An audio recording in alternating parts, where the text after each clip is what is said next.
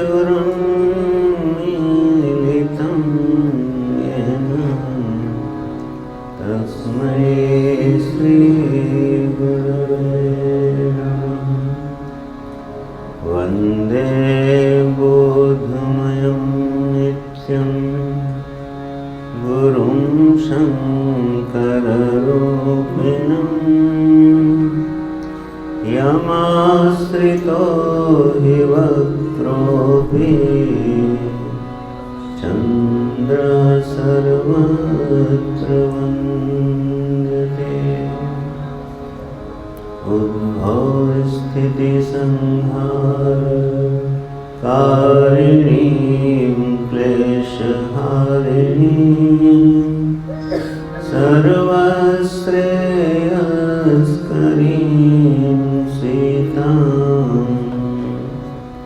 नतोऽहं रामवल्लभम्। अतुलितबलधामं हेमशैलाभदेहं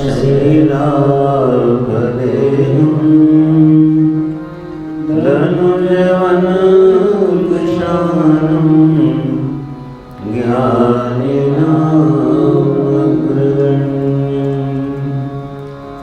सकलगुणनिधानं वानराणामीशं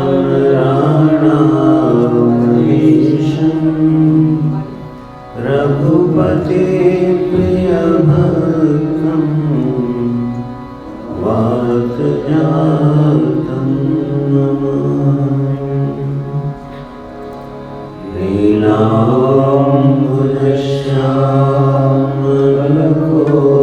नीलाम्बुजश्यामलकोमलम्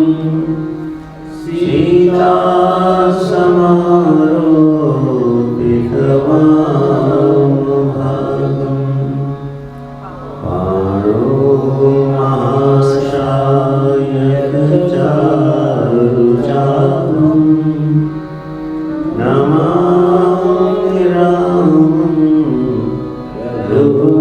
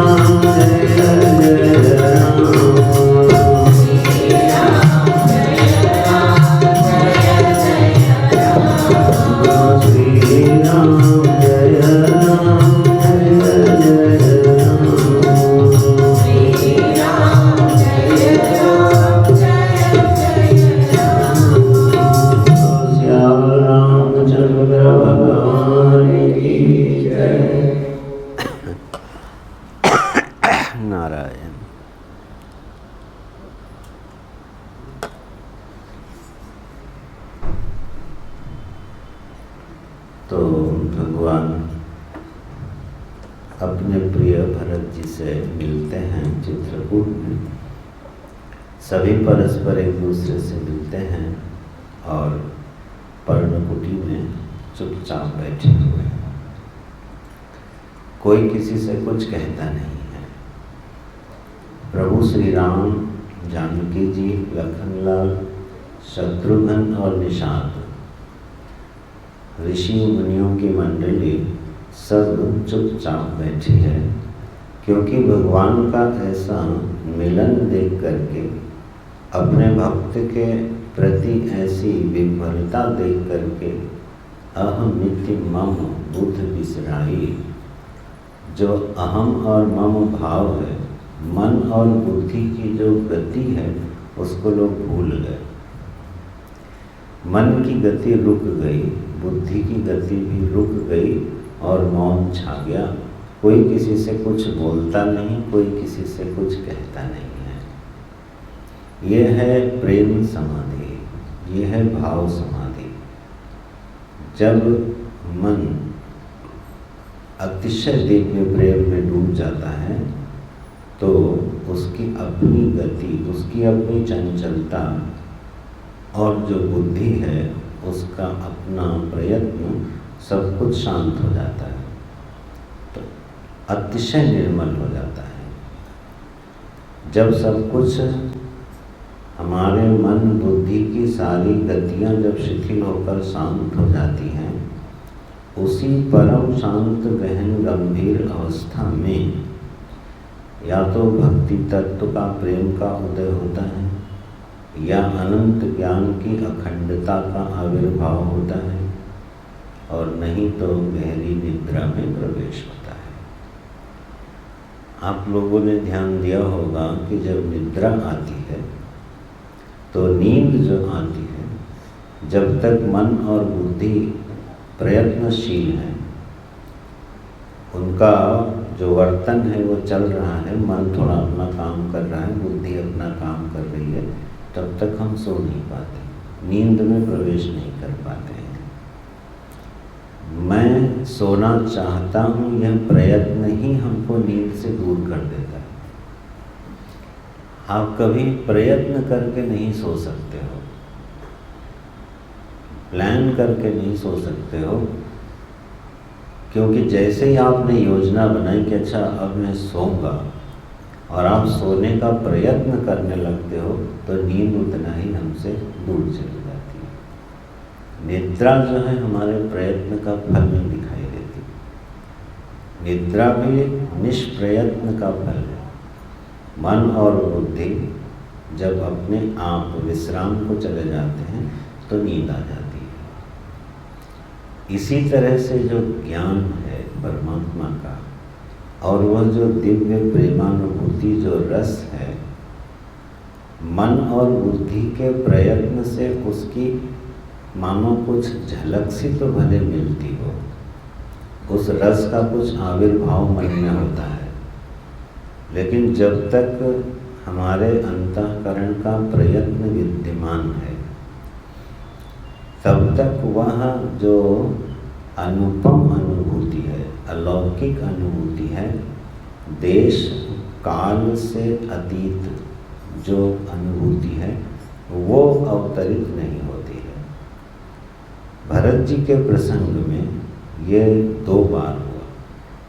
भरत जी के प्रेम का भरत जी की जो भक्ति है उसकी निर्मलता का प्रभाव इतना था और भगवान की भक्तवत्सलता का कि जब इनका मिलन हुआ तो सारे प्रयत्न अपने आप रुक गए, तो पूरी सभा समाधिस्थ हो जाती है। जब पहला मिलन हुआ है तब उस पर्णकुटी में बैठे हुए सभी लोग समाधिस्थ हो गए, और जब महाराज विदेह आते हैं और सभा लगती है तब भरत जी का संवाद सुनकर, उनके प्रेम की अभिव्यक्ति सुनकर सबकी गति और मति स्थिर हो जाती है।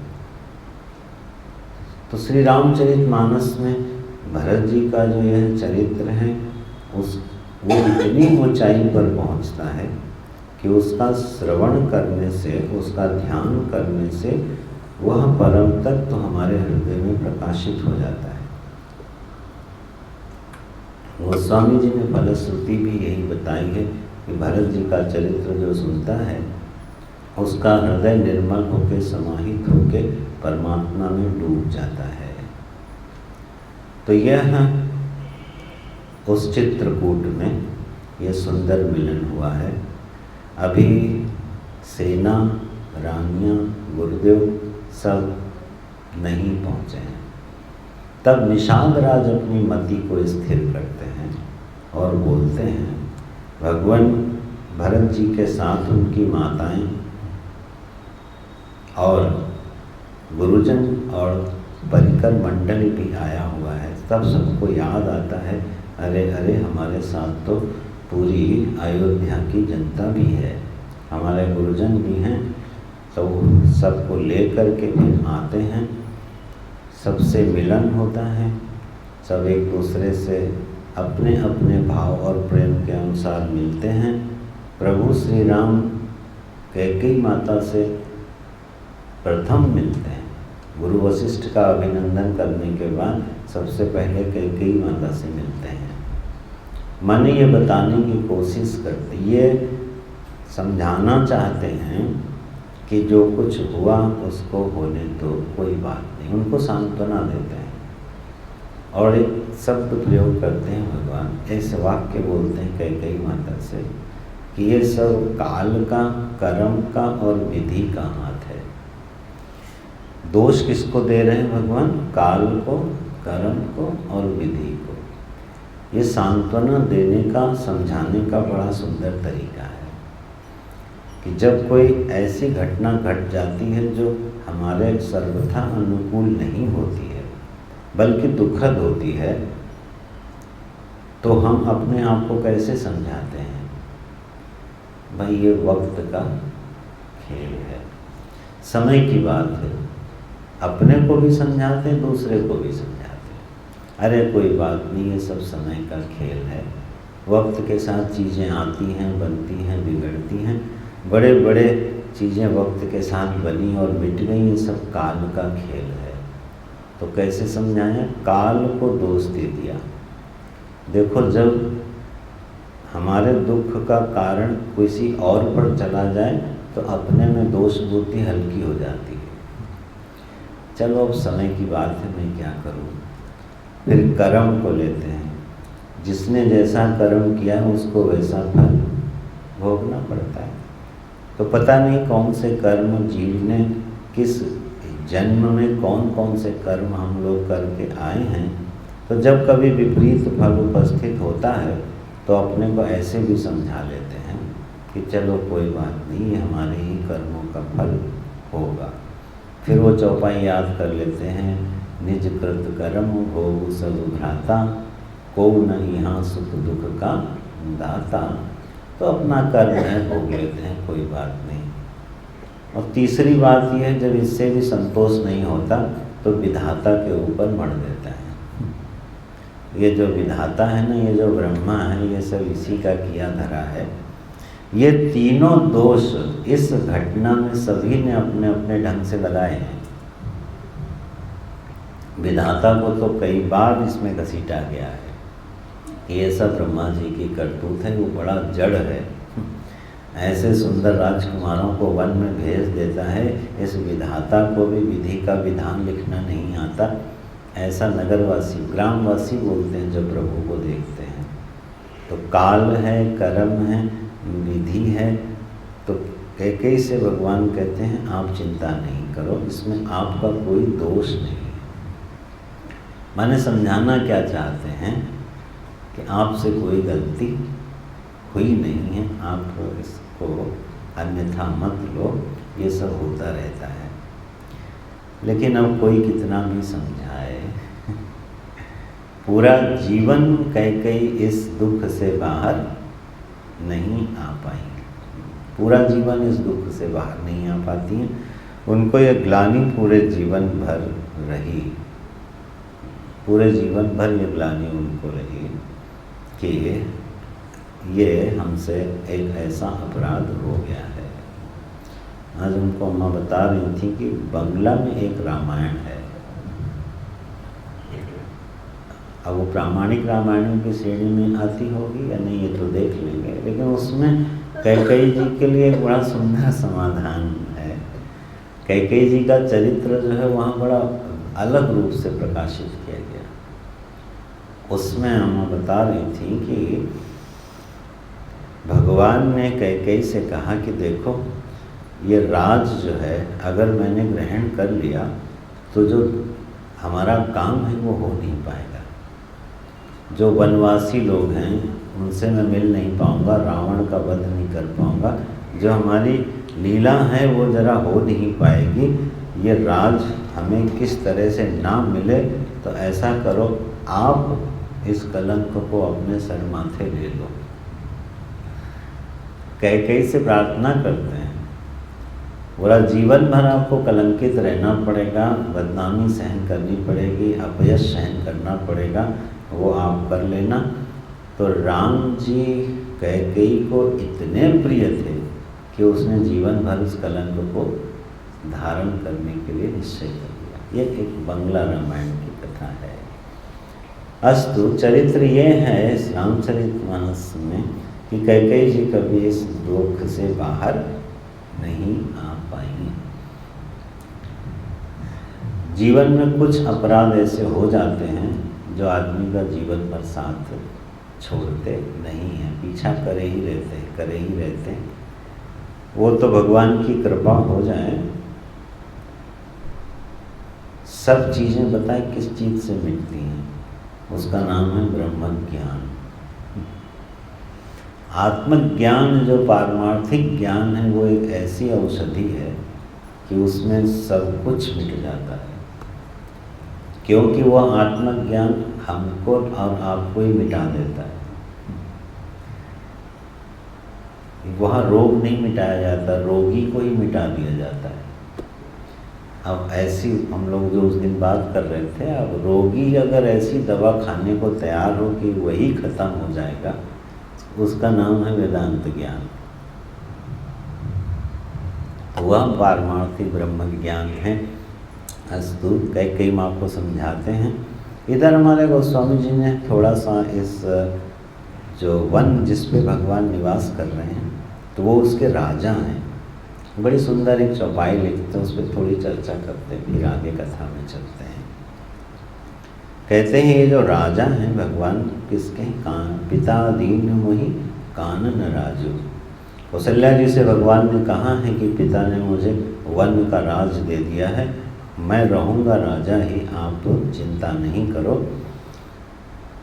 गोस्वामी जी एक अंदर के राज्य का वर्णन करते हैं बड़े संक्षेप में कि सचिव विराग विवेक नरेशु, विपिन सुहावन पावन देशु, भट्टजम नियम शैल रजधानी, शांति सुमति सुचि सुंदर रानी, सकल अंग संपन्न सुराव, राम चरण आश्रित चित जाओ।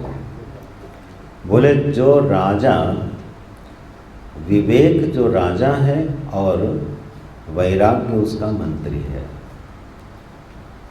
मुख्य रूप से ये दो बात हैं। कोई भी जो राज्य होता है उसका जो राजा होता है और मंत्री होता है, उसमें गोस्वामी जी बता रहे हैं उसमें दो लक्षण अवश्य और अनिवार्य रूप से होने चाहिए। राजा को विवेकी होना चाहिए और मंत्री को वैराग्यवान होना चाहिए। तो इससे होता क्या है, क्यों ये गुण मांग रहे हैं? क्योंकि राजा जब विवेकी नहीं होता है तो उससे बहुत बड़ी गलती होती है कि वो अपना हित चाहने वालों में और चापलूसों में अंतर नहीं कर पाता कि उसके आसपास चापलूस कितने हैं और उसको हित की सलाह देने वाले कितने लोग हैं। अगर राजा में विवेक नहीं है तो वो इसका निर्णय नहीं कर पाता और इस कारण से जो हित कर सलाह देने वाले लोग हैं वो उससे दूर होते चले जाते हैं और जो चापलूस हैं वो उसके चारों ओर घिरते चले जाते हैं क्योंकि वो विवेक नहीं कर पाता है। तो सलाहकार जो हैं उसके फिर बदल जाते हैं, चापलूसों से घिर जाता है। और मंत्री में अगर वैराग्य नहीं है तो भ्रष्टाचार बहुत होगा। देखिए कितनी खूबसूरती से राज्य का वर्णन कर रहे हैं। मंत्री को वैराग्यवान होना चाहिए क्योंकि मंत्री अगर लोभी और लोलुप हुआ तो जो भ्रष्टाचार है राज्य में उसको कोई रोक नहीं सकता। राजा ने विवेक खो दिया और मंत्री ने अगर वैराग्य खो दिया तो राज्य को नष्ट होने में देर नहीं लगती।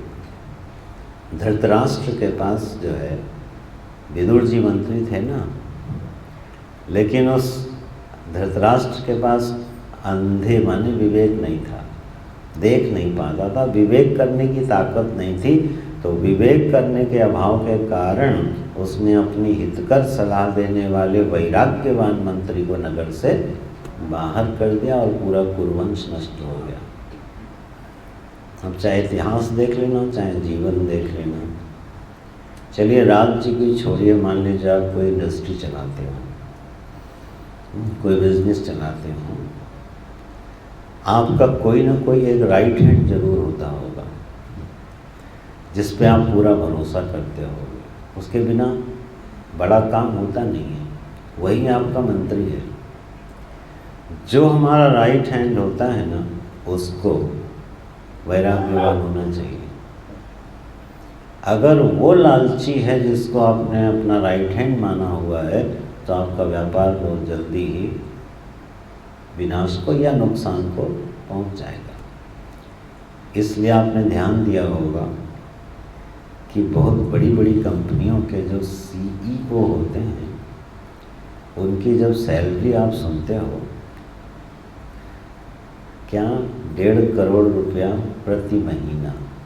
हमारे गुरु जी के 2-3 शिष्य लोग हैं, पहले इन पदों पर रहे हैं, अभी भी 1-2 लोग हैं, तो उनसे कभी बात होती थी तो मैं पूछता था आप 1.5 करोड़ रुपया महीना किस बात का लेते हो, और इतनी सारी सुविधाएं भी, और वो कंपनी का मालिक आपको देता भी है, सुखपूर्वक देता है, आप किस बात के 1.5 करोड़ रुपया लेते हो? बोले सलाह देने के। मैंने कहा यार ये तो अपने हिंदुस्तान में कोई फ्री में नहीं लेता जो काम फ्री में नहीं लेता तो उसके तुम 1.5 करोड़ रुपया लेते हो। बोले स्वामी जी हमारी एक सलाह से उसके हजार करोड़ बचते हैं। तब उसने सिद्धांत समझाया उन्होंने एक बात बहुत अच्छी कही। वो हमारी हर सुख सुविधा का ध्यान इसलिए रखता है, हमें पैसों से मजबूत और भरा किए रहता है ताकि मैं करप्ट ना हो पाऊँ, मैं लालची होकर कहीं दूसरी जगह कंपनी के अहित में निर्णय ना करवा दूँ। इसलिए उसको इतना पैसा देते हैं कि वो कंपनी के लिए लॉयल होकर काम करता है। उसी को गोस्वामी जी कह रहे हैं कि मंत्री वैराग्यवान होना चाहिए। तो जो हमारा राइट हैंड हो ना, उसको ज़रा थोड़ा लालची नहीं होना चाहिए, और हमको इतनी अकल होनी चाहिए कि कौन हमारी चापलूसी कर रहा है और कौन हमको हितकारी सलाह दे रहा है। चापलूसों से हमेशा दूर रहना चाहिए।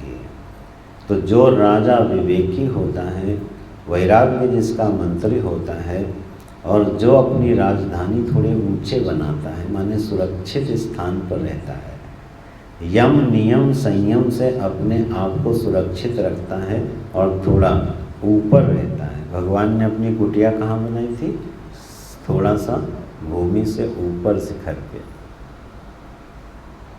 उसकी उपमा लेते हैं गोस्वामी जी। तो ये है वो राज्य, अंतर राज्य, जिसके होने पर क्या होता है कि जो अंतर साम्राज्य का सुख है वो प्रकट होता है। ऐसे राज्य में राजा भी सुखी होता है और प्रजा भी सुखी होती है। उसका वर्णन करते हैं। और अब गोस्वामी जी चित्रकूट में लौट आते हैं। सब लोगों का आपस में मिलन चल रहा है। भगवान जब अपनी माताओं को देखते हैं और उनको वैधव्य के वेश में देखते हैं, तब उनको इतनी पीड़ा होती है।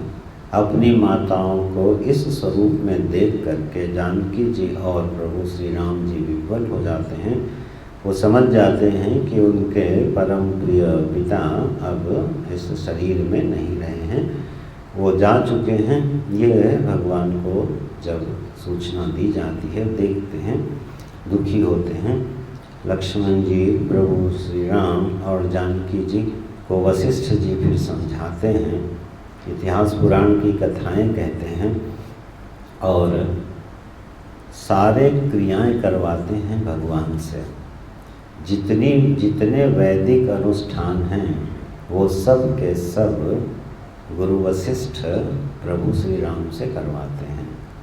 इसमें भी कभी विधि का कुछ पता चला कि वैसे तो महाराज दशरथ की जितनी भी कार्मिक अनुष्ठान थे वो भरत जी कर चुके थे, लेकिन ज्येष्ठ पुत्र जो हैं उनको ये सूचना ही नहीं थी। तो जब ज्येष्ठ पुत्र को सूचना मिली है तो संक्षेप में पुनः तर्पण आदि कर्म ज्येष्ठ पुत्र से गुरु वशिष्ठ जी ने करवाए हैं। तो इस संस्कार जो होते हैं वो सब ज्येष्ठ पुत्र के द्वारा किए जाते हैं। ऐसे धर्म की नीति का पालन करते हैं गुरुदेव वशिष्ठ। सब लोग एक दूसरे से मिल लेते हैं। अब सभा बैठती है। ये सभा बैठती है जो अब निर्णय करेगी कि अब आगे होना क्या है। आपने देखा कि अयोध्या में एक राजसभा बैठी थी, अब यहाँ एक सभा बैठती है। तो गुरुपद कमल प्रणाम करी, बैठे आय सुपाई, विप्र महाजन सचिव सब, जुरे सभासद आई। सब लोग गुरु वशिष्ठ जी को प्रणाम करते हैं, आज्ञा लेते हैं। ब्राह्मण लोग, महाजन लोग, सचिव लोग उस सभा में बैठ जाते हैं और फिर से उस सभा का संचालन करते हैं गुरु वशिष्ठ। और कहते हैं, बड़े मधुर वचन बोलते हैं कि नीति प्रीति परमारथ स्वार्थ, को न राम सम जान जथारथ। यहाँ से गुरु वशिष्ठ जी सभा का संचालन प्रारंभ करते हैं इन वचनों से। पूरी सभा को संबोधित करके कहते हैं, अरे सभी लोग सावधान होकर के सुनो कि इन चार चीज़ों को तत्व से जानने वाले तो यहाँ सिर्फ प्रभु श्री राम ही हैं। कौन? नीति को जानने वाले, प्रीति को जानने वाले, परमार्थ को जानने वाले और स्वार्थ को जानने वाले। नीति, प्रीति, परमार्थ, स्वार्थ, ये सब के सब प्रभु श्री राम के अलावा इनको कोई ठीक से नहीं जान सकता, क्योंकि सभी के सभी माया से विवश हो रहे हैं, माया के प्रभाव में हैं सभी के सभी लोग। इसलिए यथार्थ रूप से इन चारों चीज़ों को तो भगवान ही जानते हैं।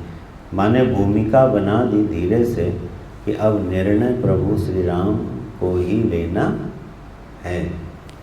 अपनी जिम्मेदारी पूरी करते हुए दिखाई दे रहे हैं गुरु वशिष्ठ कि अब ये सभा हमसे निर्णय की मांग करेगी, और वो भरत और प्रभु श्री राम का मिलन देख चुके हैं। बुद्धि गुरु वशिष्ठ की भी काम नहीं कर रही है कि निर्णय भरत के पक्ष में दें कि प्रभु श्री राम के पक्ष में दें। कोई निर्णय करने में वो पहले से अनुमान लगा लेते हैं, तो बोलते हैं चार चीज़ें तो प्रभु ही जानते हैं। जरा ध्यान दिया जाए तो नीति, प्रीति, परमार्थ और स्वार्थ, इसको हम लोग कितना जानते हैं? बड़े थोड़े से अंश में जानते हैं। बोले अच्छा सब जाने न जाने, स्वार्थ तो बहुत अच्छी तरह से जानते हैं कि नहीं जानते? कि स्वार्थ में भी कोई भेद संशय है? सब अपने स्वार्थ को अच्छी तरह जानते हैं, लेकिन आपको बताऊं यथार्थ रूप से हम अपना स्वार्थ भी नहीं जानते। स्वार्थ का मतलब होता है मेरा हित किस में है। स्वयं के अर्थ को, स्वार्थ का शब्द का अर्थ बड़ा अजीब है। स्वयं का प्रयोजन उसको बोलते हैं स्वार्थ, अर्थ माने प्रयोजन। स्वयं का जो प्रयोजन है उसको स्वार्थ बोलते हैं। तो क्या हम सच में अपने जीवन का स्वार्थ जानते हैं?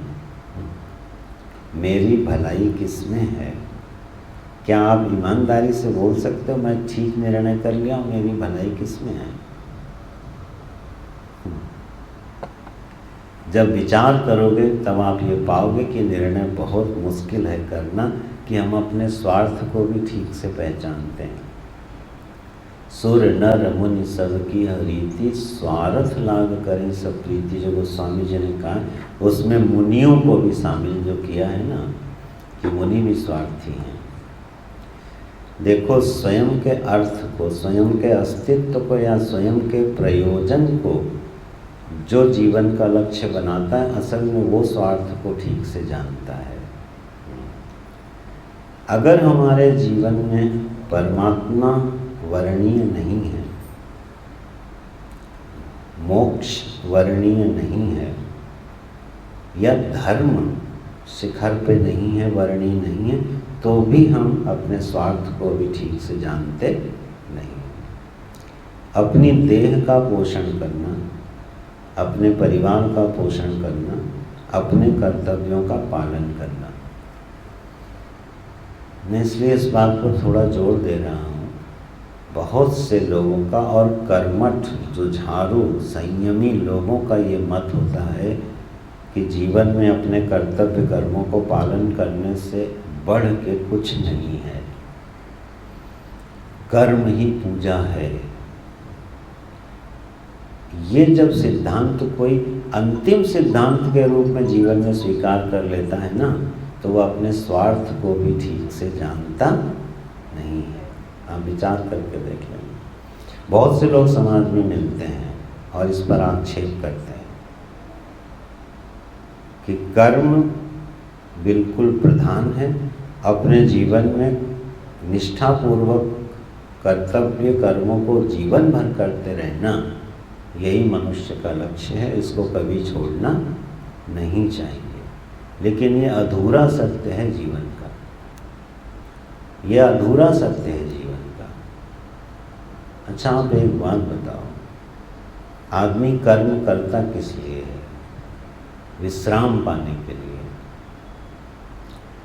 कर्म किया, श्रम जो किया जाता है, हमारे स्वामी शरणानंद जी इसको बोलते थे सुंदर से, श्रम जो होता है वो किस लिए किया जाता है? विश्राम पाने के लिए। और श्रम की उत्पत्ति कहाँ से होती है? विश्राम से। श्रम का विसर्जन भी विश्राम में और श्रम की उत्पत्ति भी विश्राम में। तो जीवन का लक्ष्य श्रम है कि विश्राम है? जब हम कहते हैं कि कर्तव्य कर्मों को जीवन भर करते रहना चाहिए, आप ये कह रहे हो कि जीवन भर श्रम करते रहना चाहिए। लेकिन आप श्रम कर किस लिए रहे थे? विश्राम पाने के लिए। तो उस विश्राम को अगर हम नहीं पहचानते हैं तो क्या हम अपने जीवन के स्वार्थ को पहचान पाए? मेरा हित किस में है, मेरा स्वार्थ किस में सिद्ध होगा? मुनि को स्वार्थी गोस्वामी जी ने इसीलिए कहा है, वो इस स्वार्थ को पहचान लेता है।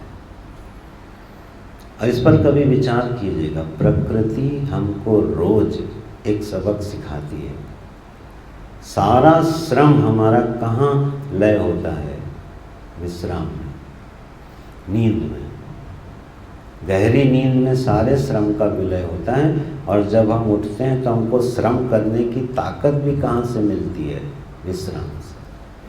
अगर आप ठीक से सोओगे नहीं तो क्या आप काम कर पाओगे? काम करने के लिए जो ताकत मिल रही है वो भी विश्राम से मिल रही है। तो जीवन का लक्ष्य विश्राम है। तो कर्तव्य कर्मों को करना है, निष्ठापूर्वक करना है, लेकिन उसकी अवधि निश्चित कर लेना। एक सीमा होती है, उस सीमा तक हमारे कर्तव्य होते हैं और उसके बाद उनका विड्रॉल होता है। श्रवण समीप भये सित केशा।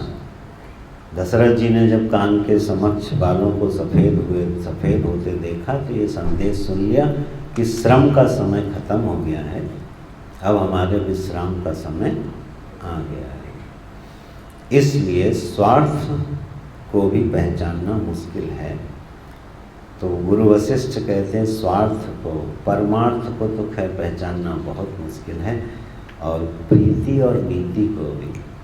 अरे हम सच बताओ तो क्या आप प्रेम को पहचान पाए हो? छोटी सी चौपाइयाँ जीवन के पूरे सिद्धांतों को भरे रहती है मानस में। प्रीति को क्या हम पहचान पाए हैं? प्रेम हम सभी करते हैं, लेकिन कभी प्रेम की मीमांसा करिए अपने अंदर। प्रेम किसको कहते हैं? जनरली हम पजेशन को प्रेम समझते हैं। जब हम किसी को पजेस करते हैं, कोई हमको पजेस करता है, तब लगता है ये हमारा प्रेमी है, हम उसके प्रेमी हैं। दूसरे आदमी को अपने कब्जे में रखना, इसको हम प्रेम समझते हैं। ध्यान से देख लो, प्रेम आप किसको कहते हो?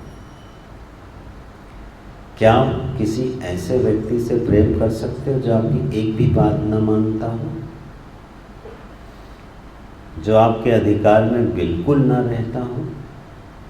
क्या आप उससे प्रेम कर सकते हो? दिल से बताना, नहीं कर पाओगे। तो क्या प्रयास रहता है? प्रेम की क्या परिभाषा बनी? वो आदमी हमारा सबसे प्रेमी है जो हमारी हर बात माने, और उससे भी बड़ा उत्तम प्रेमी है जो हमारे दिल की बात समझ के हमारा काम कर दे। और ऐसा जब कोई मिल जाता है तो वो हमारा सच में बड़ा प्रेमी होता है, सच में बड़ा प्रेमी होता है। तो हमारे मन में प्रेम की एक परिभाषा बन गई कि जो हमारे कब्जे में रहे। माताएं यहाँ चूक जाती हैं। गृहस्थ आश्रम में माता लोग बहुत कब्जे में रखना चाहती, क्योंकि डर है। It's a kind of fear कि कहीं हमारे कब्जे से बाहर न चले जाए। कब्जे से बाहर निकलना और कब्जे में बने रहना प्रेम नहीं, प्रीति को नहीं पहचाने। गुरु वशिष्ठ का वाक्य है ना, ऐसा थोड़ी है। अच्छा बताइए, हनुमान जी को और भरत जी को भगवान अपने कब्जे में रखते थे क्या? अपने कब्जे में रख के उन्होंने प्रेम किया क्या उनको? और या हनुमान जी ने या भरत जी ने भगवान को अपने कब्जे में रख के प्रेम किया? ध्यान दीजिए। लेकिन क्या दिव्य प्रेम है? कि मिलते हैं तो समाधि हो जाती है। आप हनुमान जी का हम लोग सुंदरकांड में चर्चा करेंगे। हनुमान जी हमारे ऐसे प्रेमी हैं भगवान के, जो भगवान को बिल्कुल संकोच में नहीं डालते। हनुमान जी ने पूरे जीवन प्रभु को संकोच में नहीं डाला। अयोध्या से प्रभु सबको लेके साकेत जा रहे हैं और हनुमान से कहते हैं तुम यहीं रुक जाओ। हनुमान जी ने एक बार नहीं कहा नहीं, आप ये क्या कर रहे हो, ये सब प्रजा तक को ले जा रहे हो और हमको छोड़े जा रहे हो। मेरे प्रभु ने कहा रुक जाओ तो रुक जाओ, एक क्वेश्चन भी नहीं पूछते। ये प्रेम क्या भगवान ने हनुमान जी को कब्जे में रख के पैदा किया था। एक बहुत इम्पोर्टेंट साइकोलॉजी आप अगर ध्यान से पकड़ पाओ, हम और आप सभी, जब आप कब्जे में रखना चाहते हो ना तो प्रेम संकुचित हो जाता है, वो फॉर्मेलिटी बनता चला जाता है। आप इतना प्रेम दो कि वो आपके कब्जे में आ जाए। पलट के देखो, कब्जे में रख के प्रेम मत मांगो, आप इतना प्रेम दे दो कि वो आपको छोड़ के कहीं जाए ही नहीं। ये साइकोलॉजी है श्री रामचरितमानस की, प्रेमी पात्रों, और यहीं हम चुक जाते हैं। आप प्रेम देना शुरू करो। अरे एक छोटा सा गौ का बच्चा, आप रोज जाते हो और उसको थोड़ा सा प्यार देते हो, उसके हाथ सिर पर हाथ घुमाते हो, उसको थोड़ा रोटी का टुकड़ा दे देते हो, प्यार करके चले जाते हो और आप भूल भी जाते हो, लेकिन वो याद रखता है और आप महीने बाद भी लौट के आते हो तो वो आपको देख के आपकी तरफ दौड़ता है। ये वही आदमी है जो प्यार से हमारे सर पे हाथ रख के गया था। याद रखता है वो, गौ का बच्चा याद रखता है, मनुष्य नहीं याद रखेगा क्या?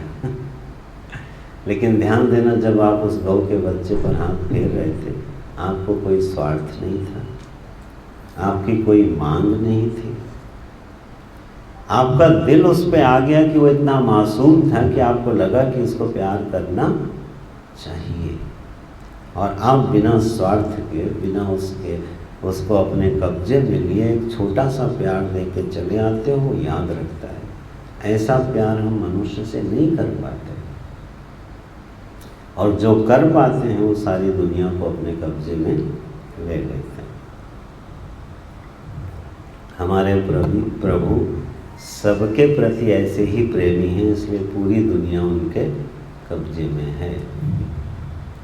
और भक्त तो उनसे भी बड़े प्रेमी हैं कि भगवान को भी अपने अधीन कर ले जाते हैं। तो ये है प्रेम, प्रीति।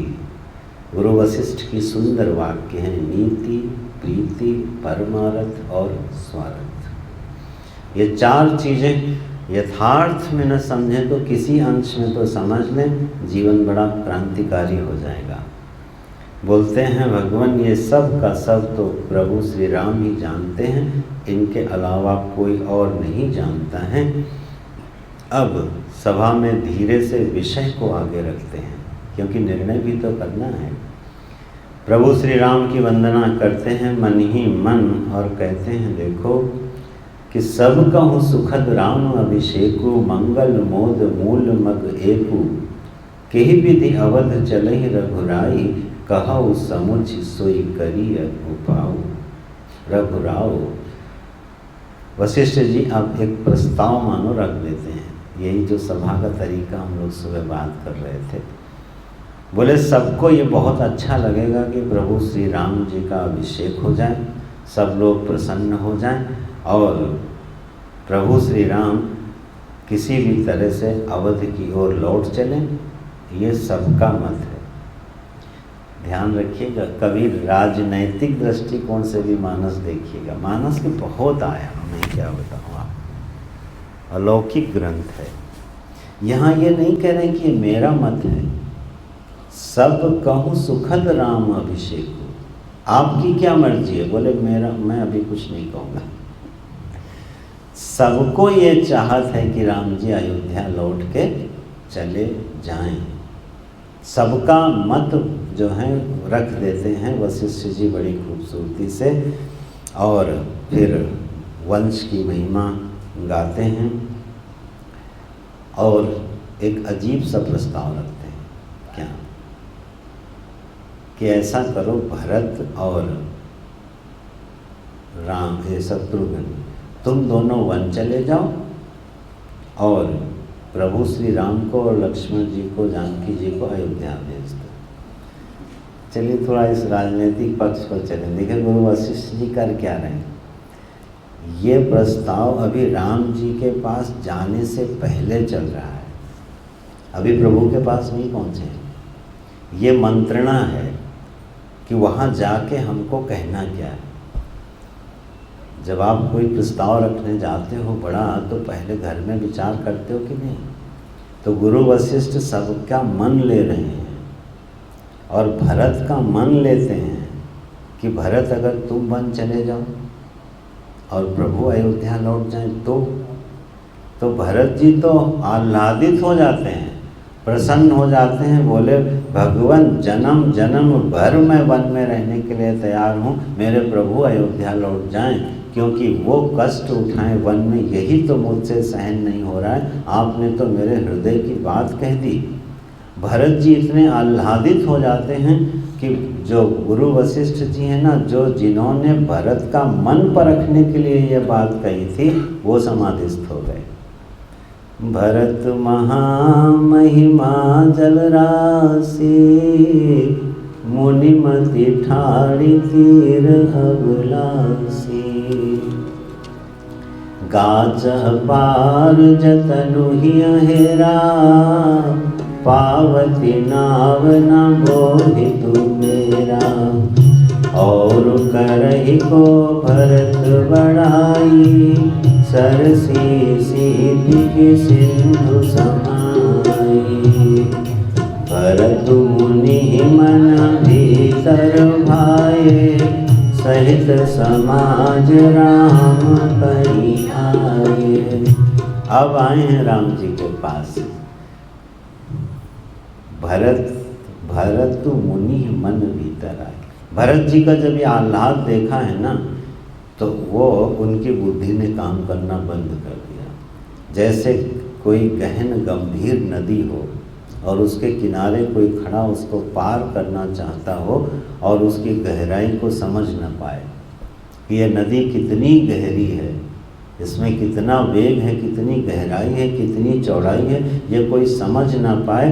तो गुरु वशिष्ठ की बुद्धि भरत के प्रेम की गहराई को नाप ही नहीं पाई और अचल होके खड़ी रह गई, स्तब्ध। अरे मैंने तो भरत का मन जानने के लिए ये बात कही थी, लेकिन भरत का तो अगाध प्रेम है प्रभु के लिए, निश्चिंत हो जाते हैं।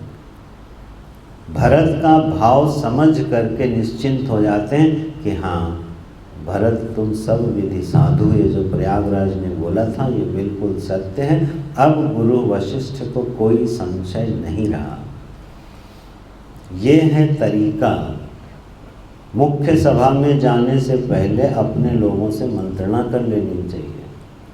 पता चला मुख्य सभा में पहुंच गए और आपने किसी को किस निर्णय सुना दिया और आपके निर्णय से आपके घर वाले ही असंतुष्ट थे, उन्होंने ही सभा में आपका विरोध कर दिया। ये मूर्खता है। पहले मंत्रणा घर में कर लेनी चाहिए। गुरु वशिष्ठ जी ने मंत्रणा करी, भरत जी का प्रेम देखा, अब प्रसन्न हो गए। बोले अब कोई दिक्कत नहीं है, मैं कोई भी प्रस्ताव रख सकता हूँ। अब राम जी के पास आते हैं। प्रभु प्रणाम कर दीन सुहासन, बैठे सब सुनि मुनि अनुशासन। आए हैं, प्रभु ने प्रणाम किया, दंडवत प्रणाम किया है, सबको आसन दिया है, बिठाया है। सब गुरुदेव की आज्ञा पा कर के बैठ गए हैं। अब भरत जी और राम, प्रभु श्री राम, इन सब के बीच में बड़ा सुंदर सुंदर चर्चा होती है, संवाद होता है। बोले आरत कहि विचार न काऊ, सूझ जुआरी ही आपन दाऊ। सुनि मुनि वचन कहत रघुराऊ, नाथ तुम्हारे ही हाथ उपाऊ। बोले जो आर्त व्यक्ति होता है ना, इसको कुछ सूझता नहीं। जैसे जुआरी को अपना ही दांव दिखता है। जो जुआरी होता है जब दांव फेंकता है तो उसके मन में हमेशा रहता है कि मेरा ही दांव ठीक पड़े, मेरा ही पासा ठीक पड़े। हमेशा एक ही बस बात दिमाग में रहती है जुआरी के कि उसके पासे ठीक पड़े। बोले आरत की स्थिति बिल्कुल जुआरी की तरह होती है कि उसको अपना ही हित और स्वार्थ दिखता है। तो अपना ही जब दिखता है तो फिर क्या कहना क्या चाहते हो? बोले कहना ये चाहते हैं कि यहाँ इस सभा में जो कोई कुछ बोलेगा ना वो अपने भाव और अपने स्वार्थ के अनुसार बोलेगा। तो प्रभु श्री राम जी से कहते हैं आप इस बात को ज़रा ध्यान से समझिए। सभा शुरू हो जाती है। गुरु का अनुराग जब देखते हैं भरत के ऊपर तो प्रभु प्रसन्न हो जाते हैं। बोले हमारा भरत इस योग्य है कि उसको सभी लोग प्रेम करें। गुरु का अनुराग देखकर भगवान प्रसन्न होते हैं। फिर सभा प्रारंभ होती है, एक दूसरे से चर्चाएं करते हैं, सब अपना अपना मत प्रकट करते हैं उस साधु सभा में। कही अनेक विधि कथा पुरानी भरत प्रबोध की न मन ज्ञानी। जब भरत जी बोलते हैं तो भरत जी कोई निर्णय नहीं देते हैं। भरत जी बोलना प्रारंभ करते हैं तो अपनी वंश परंपरा की महिमा गाते हैं और बचपन के दिनों की याद करते हैं कि भगवान बचपन में जब हम लोग खेल खेला करते थे तो प्रभु श्री राम हमको कभी खेल में भी हारने नहीं देते थे। खेल में भी हमको कभी हारने नहीं देते थे। मैं ऐसा उनका प्रिय बालक हूँ, बालक सदृश हूँ। इस बात को ध्यान में रखते हुए प्रभु जो कुछ करना चाहें करें। भरत जी कुछ नहीं कहते हैं, बस अपने पूर्व के दिनों का, अपने पिता का, अवध का, भगवान की महिमा का, वंश की परंपरा का गान करते हैं और फिर से चुप हो जाते हैं। गुरु वशिष्ठ जी भी बोलना प्रारंभ करते हैं, बहुत कथा इतिहास पुराण सुनाते हैं, बात करते हैं, लेकिन वो भी निर्णय कोई नहीं देते हैं। तो अब ये सभा चलती चली जा रही है और निर्णय कोई किसी को नहीं दे रहा है। ना भरत जी कोई निर्णय दे पा रहे हैं, ना गुरु वशिष्ठ कोई निर्णय दे पा रहे हैं, ना प्रभु श्री राम कोई निर्णय दे पा रहे हैं। सारी सभा इस संवाद से दुखी भी हो रही है और सुखी भी हो रही है और इतनी स्तब्ध और लालायित है क्योंकि इस सभा में होने वाला निर्णय पूरी अवध को प्रभावित करने वाला है। सारी प्रजा उस निर्णय की प्रतीक्षा में है, गुरुजन उस निर्णय की प्रतीक्षा में है, माताएं प्रतीक्षा में। अब सोचो माताओं के हृदय की स्थिति क्या होगी अगर उस सभा में निर्णय हो जाए कि प्रभु श्री राम लौट के जाएंगे तो कौशल्या जी को कैसा लगेगा, कैकेयी जी को कैसा लगेगा। निर्णय नहीं होता है, कुछ और निर्णय होता है तो सभी का जो हृदय है वो उस सभा के निर्णय पर टिका हुआ है और इसीलिए कोई निर्णय कर नहीं पा रहा है। न राम जी कोई निर्णय दे रहे हैं, न भरत जी। अपनी अपने पक्ष तो सभी रख रहे हैं लेकिन निर्णय कोई नहीं दे पा रहा है। उसी समय जनक जी का प्रवेश हो जाता है और वो सभा विसर्जित हो जाती है। अगर आप दूसरे ढंग से भी देखो, जब सभा में निर्णय न हो तो थोड़ा इंटरवल दे देना चाहिए, थोड़ा विश्राम ले लेना चाहिए। बुद्धि जब थकने लगे, कोई निर्णय पर न पहुंच पा रही हो तो उसके पीछे नहीं पड़े रहना चाहिए, थोड़ी देर विश्राम दे देना चाहिए।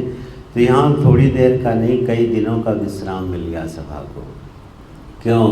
क्योंकि आ जाते हैं विदेहराज जनक जी आते हैं। उनके आने का समाचार जब प्रभु को मिलता है, गुरु वशिष्ठ को मिलता है तो उनकी अगवानी के लिए चल पड़ते हैं। प्रभु श्री राम को बोलते हैं जाओ उनका अगवानी करो, स्वागत करो, ससुर पिता के तुल्य होता है। जाते हैं, जनक जी को लेकर आते हैं। जनक जी जब आते हैं और प्रभु श्री राम को और जानकी जी को वनवासी के वेश में देखते हैं तो उनका ज्ञान में हृदय भी विदीर्ण हो जाता है।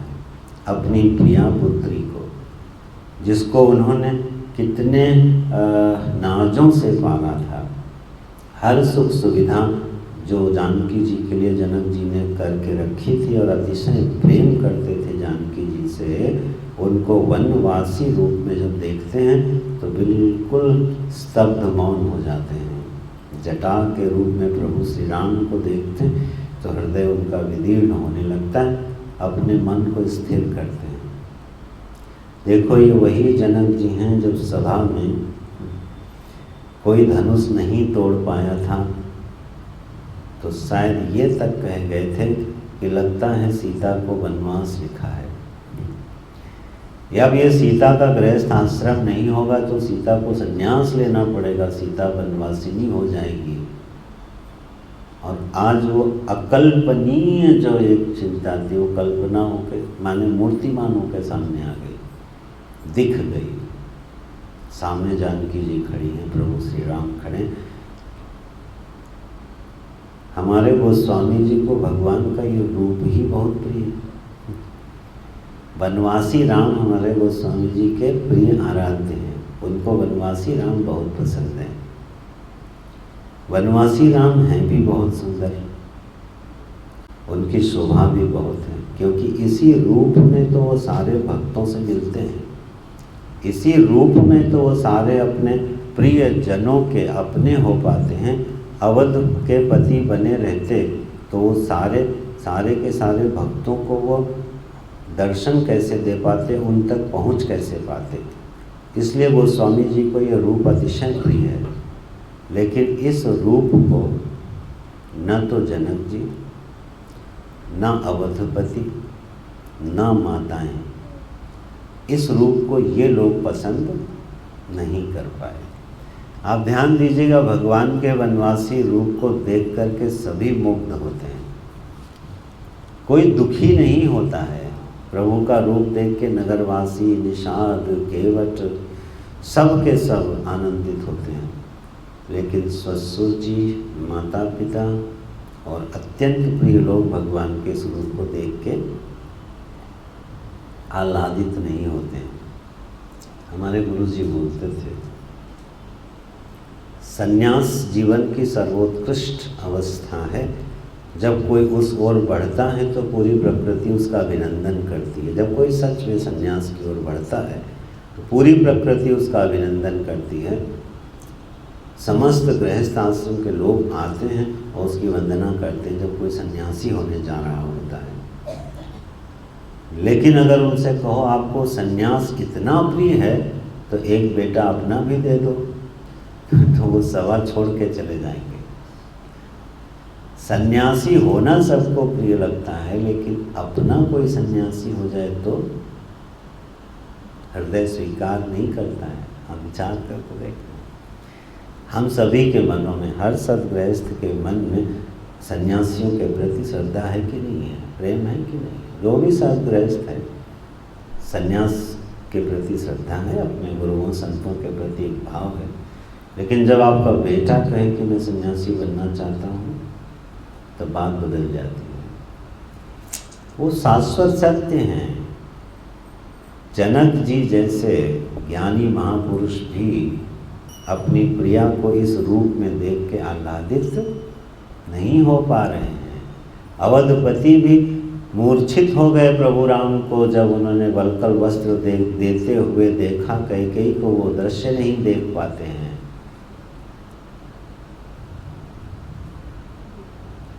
मन में आदर्श रखना और उसको जीना, इसमें अंतर होता है। ये सब मीमांसाएं हैं। लेकिन आपको एक बात बताऊं, हमारे जीवन का आदर्श बहुत सुंदर होना चाहिए, जी भले ना पाए। क्योंकि जब आदर्श सुंदर होता है ना तो आज नहीं तो कल नहीं तो परसों हमारे तक पहुंचता है या हम उस तक पहुंचते हैं। इसलिए आपने ध्यान दिया होगा हमारी सनातन संस्कृति में आइडियलिज्म बहुत है, आदर्शवाद बहुत है।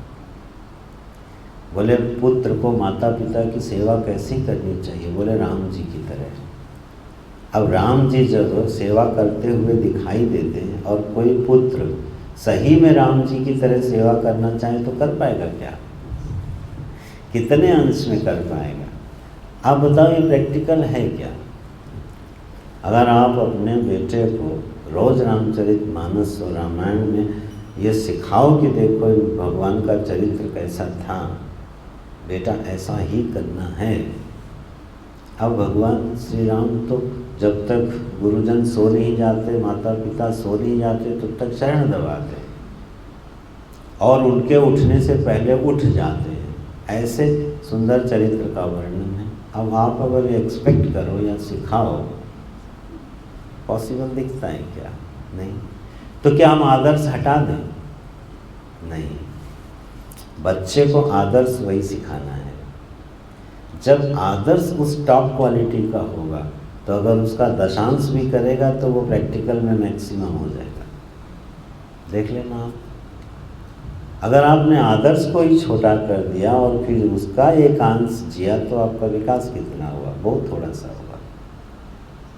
इसलिए अगर किसी को धनी होना हो तो अरबपति से नीचे न सोचे, तो लखपति तो हो ही जाएगा।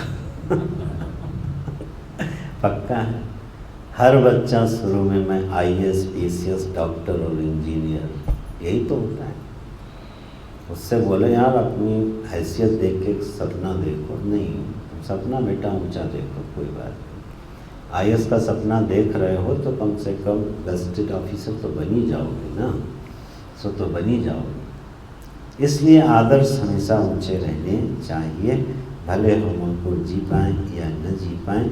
तो हमारे विदेराज आते हैं। अब सभा में ये निर्णय होता है, भरत जी कहते हैं, प्रजा कहती है हम इस चित्रकूट में कुछ दिन रहना चाहते हैं। ये बात क्यों कही? क्योंकि प्रभु श्री राम देखो कितने संकोची हैं। हमारे राम जी इतने संकोची और विनयी हैं। उन्होंने वाल्मीकि जी से क्या कहा था? भगवान हमको वहाँ निवास बताओ जहाँ पर मुनि लोग उद्वेग ना पाएं, मेरे रहने से किसी को तकलीफ ना हो, किसी की साधना में बाधा ना पहुँचे। प्रभु हमको वो स्थान बताओ। तब उनको चित्रकूट बताया गया था। भगवान को लग रहा है इस वन में चतुरंगिणी सेना पड़ी हुई है, तो कितना उपद्रव हो रहा है इस वन में। ये वन जो है साधना करने वाले मुनियों का वन है। आज यहाँ महीपति भूपति सेनाएं पड़ी हुई हैं, इतनी भीड़ है इस वन में, मुनियों को कितना कष्ट हो रहा होगा। तो इशारा करते हैं सबको कि अब आप लोग जो भी निर्णय लेना है जल्दी लो और ज़रा यहाँ से प्रस्थान करो। ये स्थान आपके लिए नहीं है, ये जिनके लिए है उनके लिए रहने दो। जब भगवान ऐसा कहते हैं तो गुरु वशिष्ठ उनको बड़े विदेहराज जब पहुँचते हैं तो वशिष्ठ जी कहते हैं, अरे राम 2-4 दिन तुम्हारा दर्शन कर लेंगे और ये लोग चित्रकूट में रह लेंगे, कोई बात नहीं। गुरु वशिष्ठ आदेश पारित करवा देते हैं और सभी प्रजा का मन रख लेते हैं, क्योंकि अभी कोई वहाँ से जाना नहीं चाहता। बोले राजा कोई बने न बने, अवध जाए चाहे न जाए, हमारे राम जी यहाँ हैं, जानकी जी यहाँ हैं, सब माताएं यही हैं, परिवार यही हैं, यही हमारा अवध है, अब कोई लौटना नहीं चाहता, निर्णय होए चाहे न होए। तो गुरु वशिष्ठ जी सबका मन रख लेते हैं। बोले अच्छा 2-4 दिन आप लोग जरा भ्रमण करो। तो सब लोग चित्रकूट में भ्रमण करते हैं, स्थान स्थान का दर्शन करते हैं। आइए 2 मिनट संकीर्तन करके हम लोग कथा में आगे बढ़ते हैं।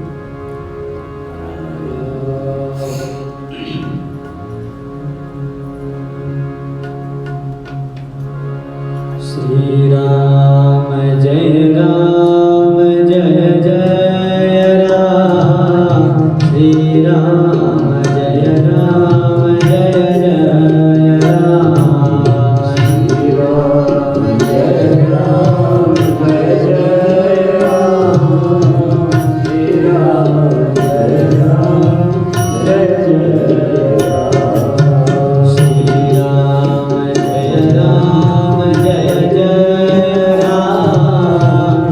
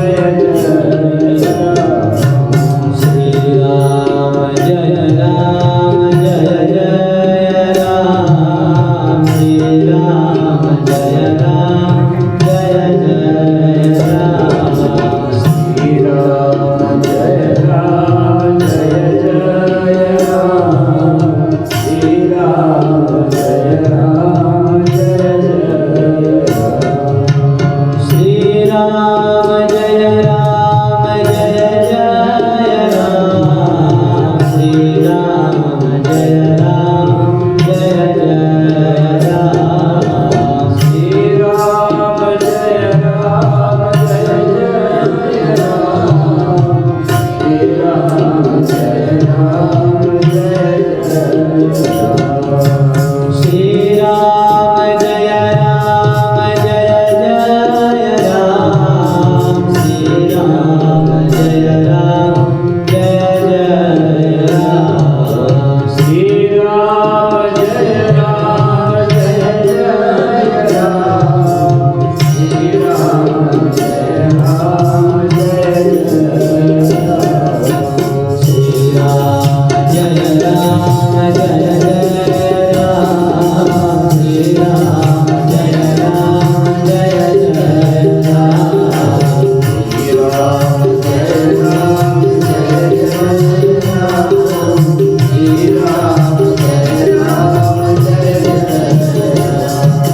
श्री राम जय राम जय जय राम श्री राम जय राम जय जय राम श्री राम जय राम जय जय राम श्री राम जय राम जय जय राम श्री राम जय राम जय जय राम श्री राम जय राम जय हो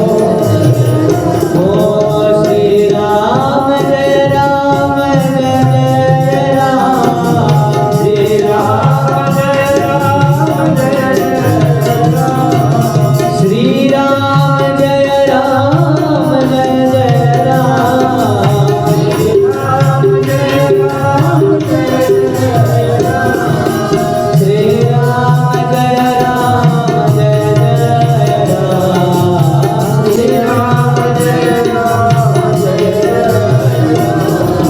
राम श्री राम जय राम जय जय राम श्री राम जय राम जय जय राम श्री राम जय राम जय जय राम श्री राम जय राम जय जय राम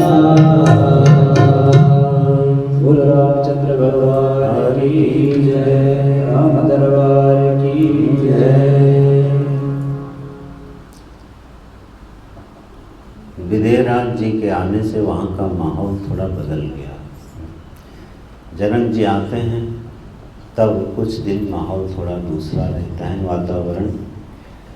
रात्रि का समय होता है जब, तो जानकी जी कौशल्या आदि माताओं की सेवा में हैं और बड़े प्रेम से उनकी चरण चाप कर रही हैं। संकुचित होकर बैठी हैं, मन लेकिन दीन मलिन के साथ प्रसन्न भी है। दशरथ जी का निर्गमन हो चुका है, अवध पर संकट है, ये सब देख करके थोड़ा दुखी हैं, लेकिन माताओं से मिलकर, पिता से मिलकर उनकी सेवा करके प्रसन्न भी हैं। ऐसे हर्ष और प्रसन्नता के मिश्रित भावों से कौशल्या आदि माताओं की सेवा कर रही हैं। तो कौशल्या जी क्या कहती हैं, बेटी अब ऐसा करो, तुम अपने पिता के पास जाओ और अपनी माँ के साथ कुछ समय बिताओ। ये सब मानस के कुछ पारिवारिक पक्ष भी हैं, पहलू भी हैं, वो बड़े हृदय को छूते हैं।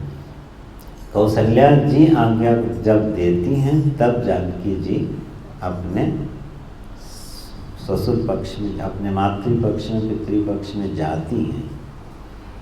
कौशल्या जी भी हर नीति को समझती हैं, कब कौन सी आज्ञा देनी चाहिए। लेकिन जानकी जी का आप लीला देखो, उनका स्वभाव देखो कि अपनी तरफ से, जबकि उनके हृदय में बड़ी उत्कंठा है कि मैं अपने माता पिता से जाके मिलूं, हृदय उनका उत्साहित हो रहा है, लेकिन जब तक आज्ञा न मिल जाए वो जाती नहीं है। तो जब आज्ञा मिल जाती है प्रणाम करके चली जाती हैं। वहाँ जब जाती हैं तो अपने प्रियजनों से मिलती हैं। सभी जानकी जी का यह रूप देख करके जितने भी उनके प्रियजन और स्नेही जन हैं वो अत्यंत दुखी होते हैं, रुदन करते हैं, विलाप करते हैं। फिर एक दूसरे को समझाते हैं, एक दूसरे का दुख बांटते हैं। और जब रात्रि ज़्यादा होने लगी तो देखो सुनैना जी क्या कहती, बेटी अब रात ज़्यादा हो गई है, तुम अपने सासू माँ के पास लौट जाओ, और वो वहाँ उनको भेज देती है। इस तरह की कुछ पारिवारिक मर्यादाएं आपको रामचरितमानस में दिखाई देती हैं। इन मर्यादाओं के साथ जब परिवार होता है तो बड़ा सुखद और खूबसूरत होता है। मैंने वही कहा ना, आदर्श बहुत ऊंचा रखना, तो थोड़ा बहुत तो पालन होता रहेगा। जब हम ये मानस पढ़ते हैं तो कहीं ना कहीं हमारे हृदय के कोने में ये आचरण चला जाता है, और जाने अनजाने में हमारे अंतर का जो मन है ना, विवेकी मन है, जो बुद्धि है, वो फिर हमको ऐसे मौक़ों पर टोकती है, खड़ी हो जाती है कि देखो यहाँ ऐसा करना चाहिए। जब आप मानस बार बार पढ़ते हो, सत्संग सुनते हो, और आप देखते हो कि लक्ष्मण जी इतने मुँह फट होने के बाद भी, इतने कटु वचन बोलने और इतने स्पष्टवादी होने के बाद भी रहते वो गुरु और प्रभु श्री राम की आज्ञा में ही, उनकी आज्ञा का अतिक्रमण नहीं करते हैं। जबकि उनसे कई बार संभाले नहीं संभलता अपना आवेश, तो कई बार सूचना दे के उठ जाते हैं, लेकिन रहते प्रभु की आज्ञा में ही कोई काम करते नहीं हैं, मन होने पर भी। जब समुद्र को विभीषण ने कहा, प्रभु श्री राम ने पूछा विभीषण से कि बताओ अच्छा इस समुद्र को पार करने का उपाय क्या है, तो विभीषण कहता है कि प्रभु ऐसा करो, आप इसकी पूजा करो। विभीषण की ये जब सलाह सुनी है भगवान ने तो स्वीकार कर लेते हैं कि समुद्र की मैं पूजा करूँगा। तो लक्ष्मण जी बड़े क्रोधी हो जाते हैं। कायर मन कहूँ एक अधारा, दैव दैव आलसी पुकारा। ये व्यर्थ का ये प्रस्ताव है, इसको तुरंत खारिज करो। भगवान 3 दिन व्यर्थ में बिताने का कोई अवसर नहीं है। आप इस समुद्र को सुखाइए, रास्ता बनाइए, आक्रमण कीजिए। लक्ष्मण जी का पूरा मन है कि ये काम ना हो, लेकिन उसके बाद भी जैसे ही प्रभु कहते हैं नहीं लक्ष्मण इसकी बात मान लेनी चाहिए, उसके बाद एक शब्द भी बोलते नहीं। इस तरह से जब इन लोग ये चरित्र हम लोग पढ़ते हैं, अपने हृदय में धारण करते हैं ना, तो जब आपका भी मन करेगा कि हम कुछ ऐसा काम कर जाएं और कोई बड़ा बूढ़ा वहाँ बैठा होगा और वो इशारा कर देगा जरा अभी रुको, तो अगर आपने मानस हृदय में धारण करी होगी तो आप रुक जाओगे, और नहीं धारण करी होगी तो कौन रुकता है फिर? Who cares? जब हम इमोशंस की केयर नहीं करते हैं, दूसरे के सम्मान की केयर नहीं करते हैं, तो अपने लिए भी कष्ट उठाते हैं और उनके लिए भी कष्ट उठाते हैं। तो कहने का मेरा मतलब ये है, जो यहाँ पर जानकी जी हैं वन में, वो इस तरह का सुंदर लीला आचरण करती हैं जो सभी के लिए अनुकरणीय होते हैं। उनका शील, स्वभाव, विनम्रता और प्रेम, और इन विकट परिस्थितियों में जानकी जी ने एक बार भी शिकायत नहीं करी, एक बार भी पिता से नहीं कहा, अपने मायके पक्ष में ये नहीं कहा कि बिना अपराध के हमारे स्वामी को अवध से बेदखल कर दिया गया। एक शब्द आप जानकी जी के मुख से सुनोगे नहीं।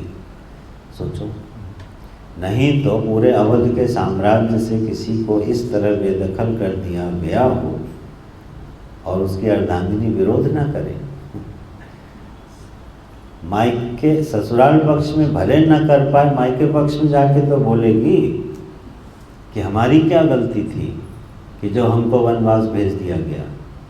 लेकिन जानकी जी ने एक बार भी अवध में जो हो रहा है उसकी बात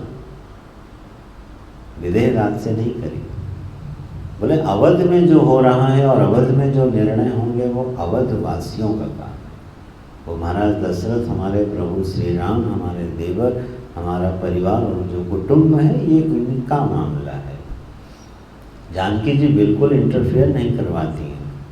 और विदेह राज की नीति देखो, अब इस सभा में खोलते हैं, कहते हैं गुरु वशिष्ठ से कहते हैं भगवान, जिस समय अयोध्या में ये सब घटना घट रही थी, आपने ध्यान दिया होगा मिथिला का कोई आता ही नहीं है वहाँ पे। ऐसा कभी होता है घर में कोई कष्ट आए और मायके पक्ष से कोई आए ना? अरे जरा सा बर्तन टूटा नहीं कि फोन की घंटियां बजने लगती। बर्तन टूटा कि नहीं टूटा खबर वहाँ से आती है, गिरा यहाँ है, टूटा कि बचा, खबर वहाँ से आती है। ये ठीक नहीं है। इतनी बड़ी घटना अवध में घट गई, जानकी जी वन चली गई और मिथिला से कोई इंटरफेरेंस ही नहीं है। क्या मिथिलापति कमज़ोर थे? क्या मिथिला के सम्राट में बल नहीं था, सामर्थ्य नहीं थी?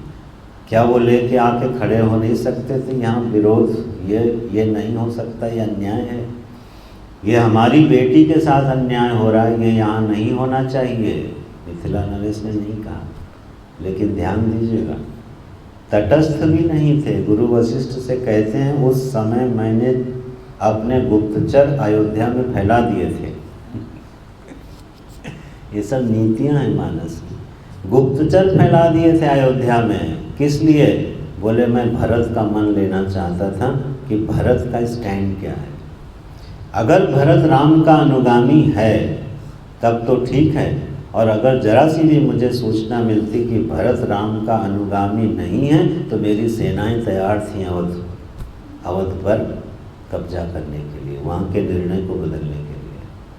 लेकिन गुप्तचरों ने बताया कि भरत का स्नेहशील और स्वभाव, आपको चिंता करने की कोई ज़रूरत नहीं है।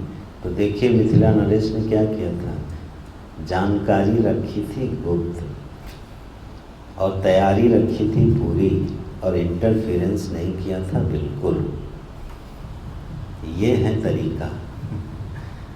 आप जानकारी सब रखो, मेरी बेटी कैसी है, सुख से है कि दुख से है, क्या योजना है, इंटरफेरेंस बिल्कुल।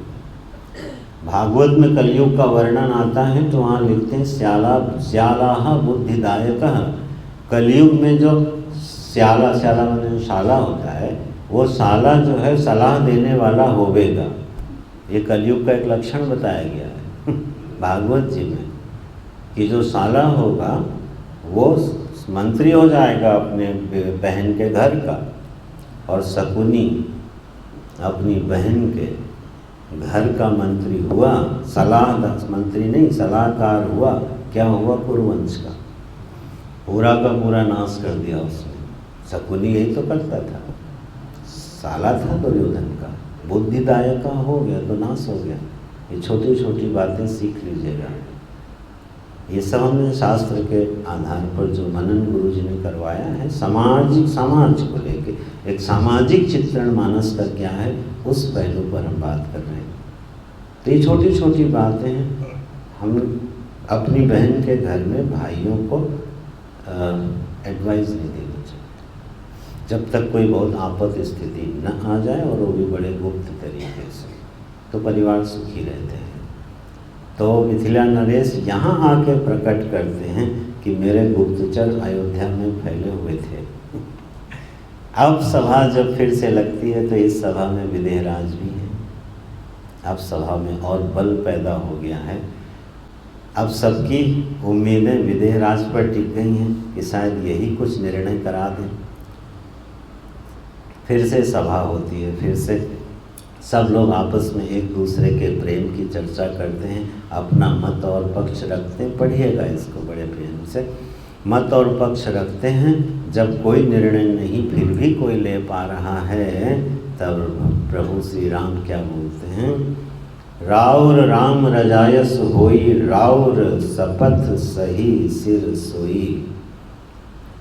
मैं जो गुरु वशिष्ठ की आज्ञा होगी और जो मिथिला नरेश की आज्ञा होगी मैं वही करूँगा, मैं ये शपथ लेता हूँ। जब भगवान ने बड़ी गंभीर वाणी में ये शपथ ले ली समाज में, तो राम शपथ सुनि मुनि जनक सकुचे सभा समेत, सकल विलोकत भरत मुख बनई न उत्तर देत। जब प्रभु श्री राम ने गंभीर होकर ये घोषणा कर दी कि ठीक है, जो गुरु वशिष्ठ और मिथिला नरेश आज्ञा देंगे मैं वो काम करूँगा, मैं उनकी आज्ञा का पालन करूँगा, कोई भी उसका प्रतिवाद नहीं करूँगा, ये मैं शपथ खा के कहता हूँ। जब गंभीर वाणी में ये सुनाए तो दोनों लोग संकुचित हो गए, संकोच में पड़ गए। देखो भगवान ने किसका नाम लिया? अपने पक्ष में इस समय सबसे बड़ा कौन था? उनके गुरु वशिष्ठ। और जानकी जी के पक्ष में सबसे बड़ा कौन था? मिथिला नरेश। बोले ये दो लोगों में से जो आज्ञा दे देगा मैं पालन करता हूँ। शपथ ले ली, सब लोग सहम गए भगवान की ये गंभीर वाणी सुन करके। कोई उत्तर नहीं देता है, सब भरत का मुंह देखने लगे, भरत का मुंह देखने लगे कि अब भरत जो कहेगा मैं वही करूँगा। शायद भगवान ये सोचने लगे, भगवान ने अभी नहीं कहा है। सब भरत का मुंह देखने लगे। जब भरत का मुंह देखने लगे तो बेचारे देवता फिर डर गए। देवता सोचे कहीं ऐसा ना हो कि निर्णय पलट जाए और प्रभु लौट जाएं और हम रावण के हाथों पिटते रहें। आए देव सकल के स्वार्थी। तो वो फिर देवता लोग फिर जाते हैं, फिर सरस्वती जी को जाते हैं, फिर सरस्वती जी उनको डांट लगाती हैं। अब भरत जी को लगा, भरत जी को अपनी गलती का एहसास हो रहा। भरत जी को अब लगा कि मैंने गलती करी है। यहाँ आके स्वीकार करते। जब उन्होंने प्रभु की गंभीर मुख मुद्रा देखी तब उनको ये एहसास हो गया कि मैंने प्रभु को किस नए संकट में डाल दिया। मेरे कारण प्रभु को वन जाना पड़ा और अब मैंने ही उनको एक नए संकट में डाल दिया। जब वो गंभीर मुख मुद्रा देखी है भरत जी ने, तब हाथ जोड़ लेते हैं। तो निरखी विवेक प्रभु पितु मातु सुहृद गुरु स्वामी, पूज्य परम हित अंतर जान। अच्छा नहीं गाना है, ठीक है, नहीं गाता, ठीक है। कल वाला अच्छा जा रहा था। हाँ, आपने उत्साह बढ़ाया, फिर कोशिश करते हैं।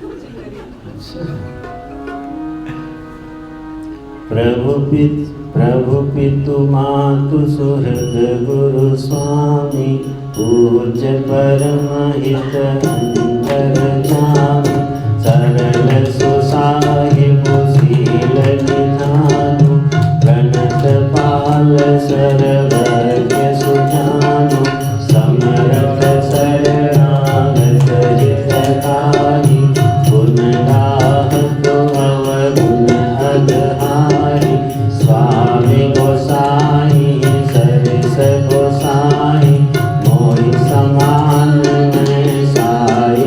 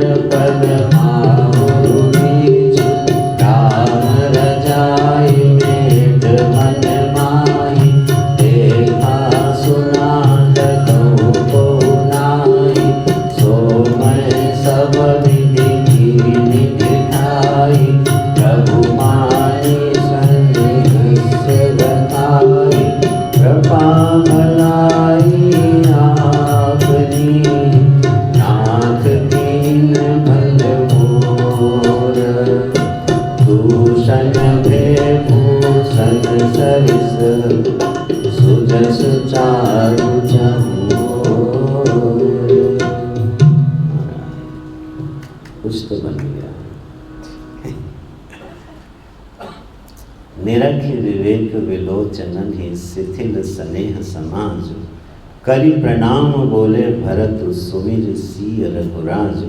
सभा को देखते हैं, कैसे देखते हैं? विवेक के नेत्रों से देखते हैं। सारे समाज को प्रेम से शिथिल देखा है, तब सबको प्रणाम करके और श्री सीताराम जी और रघुनाथ जी का स्मरण करके उनको हृदय में धारण करके भरत जी बोलते हैं, अब वो अपने को संभाल लेते हैं। बोले अब नहीं संभाला तो बात और बिगड़ जाएगी।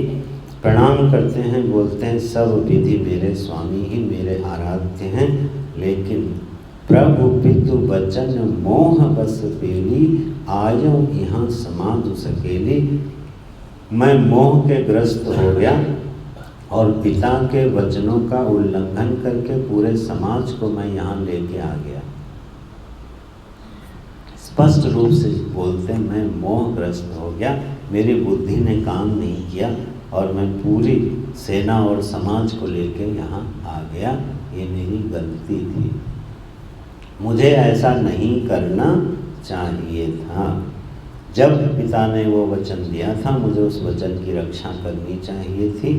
जो भी अपयश, अपमान, कलंक था, वो सब मुझे सहन करना चाहिए था। ये समाज ला के मैंने अपने प्रभु को संकोच में डाला है। राम रजाई मेट मन माही, देखा सुना कदों को नाही। प्रभु राम की जो रजाई है, जो आज्ञा है, उसको मैंने इधर उधर होते कभी नहीं देखा। ये सारी सृष्टि प्रभु के विधान से चल रही है। अब अपने प्रभु की महिमा का गुणगान करते हैं भरत जी, प्रभु को प्रणाम करते हैं और कहते हैं कि जो आपको ठीक लगे वो आप करो। भरत जी अभी भी अपने हृदय को पूरी तरह संभाल नहीं पा रहे। ये कहने जा रहे हैं कि अच्छा मैं अब आपसे विदा लेता हूँ और पिता की आज्ञा का पालन करता हूँ। ये कहना चाहते हैं भरत जी और नहीं कह पा रहे हैं। जैसे ही ये कहना चाहते हैं कि प्रभु अच्छा मैं अपने पिता की वचन पालन करता हूँ, आप भी पिता के वचनों का पालन कीजिए, मुझे आदेश दे दीजिए। जैसे ये मन में ख्याल आता है, जो विरह का भाव मन में उदित होता है कि मैं प्रभु के बिना कैसे रहूँगा, तो फिर उनकी वाणी लड़खड़ा जाती है और कहते हैं अच्छा प्रभु एक बात बताइए, ये जो मैं आपका राज्याभिषेक करने का सामग्री लाया हूँ, ये मैं कहाँ छोड़ के जाऊँ? माने अब इशारे से ये बता रहे हैं कि प्रभु मैं आपके राज्याभिषेक की तैयारी करके आया था। पूरा का पूरा राज्याभिषेक का सामान लेके भरत जी आए थे कि मैं प्रभु श्री राम की उनका अभिषेक करूँगा, उनको राजा बनाऊँगा और वन से अवधपति बना के लाऊँगा, युवराज बना के लाऊँगा, ये सोच के आए थे। तब प्रभु इशारा करते हैं, उनको बताते हैं वो सामग्री जहाँ डाली जाती है वो भरत कूप के नाम से अयोध्या में वो जगह आज भी है, जहाँ भरत जी ने वो सारी राज्याभिषेक की सामग्री रख दी है। और अब प्रणाम करके स्पष्ट रूप से बोल देते हैं, प्रभु मुझे अयोध्या जाने की आज्ञा दे दीजिए। मैं अयोध्या जाता हूँ, लेकिन बस मुझे कोई अवलंब दे दीजिए, कोई आश्रय दे दीजिए, जिससे कि मैं उस आश्रय के, उस आलंबन के सहारे ये 14 वर्ष बिता सकूं। तो भरत जी आग्रह करते हैं प्रभु से और जो चरण पादुकाएं हैं उन चरण पादुकाओं को आलंबन के रूप में ले आते हैं, भगवान से आज्ञा ले लेते हैं। देखिए भरत जी ने जो अंतिम निर्णय लिया है वो अपने स्वामी को देख कर लिया। जो सेवक है ना, वो स्वामी के रुख को अगर नहीं पहचाना तो सेवक कैसा? स्वामी के सुख में सेवक का सुख होता है। स्वामी का जो सुख है वो भरत जी ने अब पहचाना। अभी तक भरत जी किसका सुख पहचान रहे थे? अपना। तभी तो उन्होंने अयोध्या की सभा में कहा था कि तुम सब लोग अपना अपना स्वार्थ देख रहे हो, कोई भरत की ओर नहीं देख रहा है। तो भरत जी के मन में पूरी तरह से जो उनकी अभिलाषा थी कि मैं प्रभु श्री राम के बिना नहीं रहूँगा, ये मेरी इच्छा है और मैं विवश कर दूंगा प्रभु को कि वो अयोध्या वापस चलें, ये भरत जी की गलती थी। अपने प्रेम की इस गलती को पहचान लेते हैं। बोले अगर हमारे इस आग्रह से मेरे स्वामी को संकट उपस्थित हो जाए, मर्यादा टूट जाए, कष्ट हो जाए, तो ये कौन सी सेवा हुई। और ये बहुत ध्यान रखना चाहिए प्रेमियों को। आग्रह उतना करे जितने में ये समझ में आ जाए कि अब स्वामी को इस आग्रह से कष्ट नहीं हो रहा है। कई बार कहीं पर भोजन प्रसाद के लिए बुलाया जाता है, इतना अतिशय आग्रह कर दिया जाता है और स्वभाव संकोच से भोजन लेना पड़ जाता है और स्वास्थ्य पर प्रतिकूल प्रभाव पड़ता है। जो अतिशय आग्रह है वो अतिथि के लिए कष्टकारी हो गया। अब वो आग्रह नहीं रहा, वो दंड हो गया। वो अतिथि सेवा नहीं हुई, वो बेचारे अतिथि का मुसीबत हो गई। जब आपने उसको इतना अतिशय आग्रह कर दिया, भोजन में और विवश कर दिया। ऐसे आग्रह हम लोग बहुत बार कर जाते हैं। अरे कई बार तो जिद पकड़ लेते हैं, यही शर्ट पहन के जाओ, यही साड़ी पहन के चलो, और वो इतनी जिद पकड़ लेंगे कि उस पर लड़ाइयाँ हो जाएं। ये सब हमको बताया जाता है। सब बताया जाता है, आज इस बात पे ही लड़ाई हो गई। फैसला करें स्वामी जी। और स्वामी जी जिन्होंने दूर दूर तक दर्शन नहीं किया इन चीज़ों का, विषयांतर हो रहा है लेकिन बोल देता हूँ। विदेश में एक बार क्या हुआ, जापान की बात। वहाँ पर उपनिषद की कक्षाएं थी। जो ऑर्गेनाइज़र थी जापानी महिला थी, हमारे एक मित्र भी हैं वहाँ। तो बातचीत हो रही थी, तो फैमिली प्रॉब्लम्स पर बात चल रही थी और हम कुछ मानस और महाभारत के दृष्टांतों से उसको समझा रहे थे। तो बाद में उसने पूछा कि किस विषय पर बात कर रहे हैं, तो जो हमारे मित्र हैं उन्होंने बताया इस विषय पर डिस्कशन चल रहा है। शाम को उसने बड़ी ईमानदारी से एक बात पूछी। बोलती है कि स्वामी जी, जिस विषय के बारे में आप बिल्कुल जानते नहीं, उसमें इतना कॉन्फिडेंस से कैसे बोलते हैं। ये तो विषय गृहस्थ लोगों का है, उनकी लड़ाइयाँ हुई हैं, आप उनको सॉल्व कर रहे हो। आप एग्जैक्ट प्रॉब्लम जानते हो क्या? जिस अनुभव से आप गुजरे नहीं हो, उसकी आप व्याख्या क्यों कर रहे हो? तत्क्षण एक थोड़ी देर के लिए तो उत्तर ही नहीं आया। बात तो सही है, ये तो पढ़ी पढ़ाई बात हो गई। लेकिन भगवान ने उत्तर दिया एक सुंदर सा। हमने कहा अच्छा ये बताओ, जब क्रिकेट मैच होता है सारे डिसीजन कौन लेता है? अंपायर। और कई बार ऐसा अंपायर होता है जिसने क्रिकेट का बैट भी नहीं पकड़ा होता, फील्ड में उतरा नहीं होता, एक भी गेंद नहीं खेली होती है उसने, लेकिन पूरा क्रिकेट मैच किसके कंट्रोल में रहता है? अंपायर के, जो मैच का हिस्सा नहीं है। हमने कहा हमारे ऋषियों की प्रज्ञा को समझो। हमारे ऋषि इससे बाहर रह के अवलोकन किए, और जब आदमी सिस्टम से बाहर रह के देखता है ना, तो पूरे सिस्टम को देखता है and he can take the right decision. इसीलिए जब आप मध्यस्थ को बुलाते हो तो वो मध्यस्थ दोनों पक्षों को बाहर रह के देखता है। हमारे ऋषियों ने पूरे समाज को बिल्कुल तटस्थ भाव से निरपेक्ष होकर अध्ययन किया और फिर ये सब निर्णय दिए। इसलिए इनके बल पर ये सब बातें कही जा सकती हैं।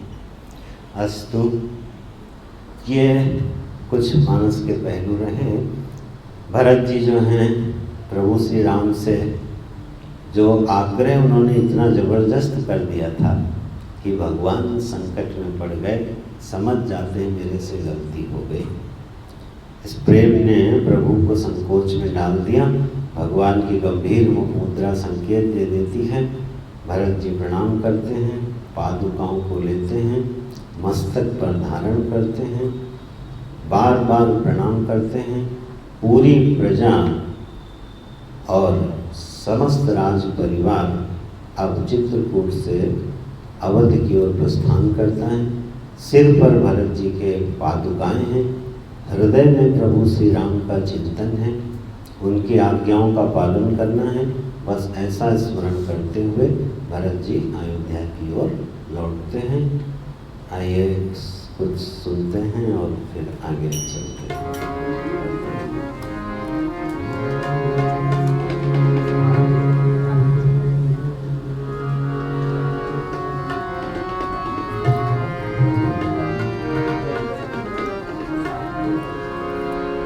बोलो श्री रामचंद्र भगवान की जय।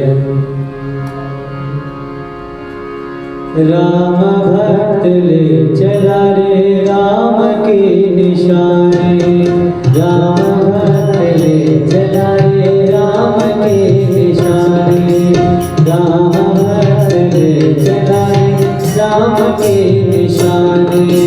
शीश पे खड़ा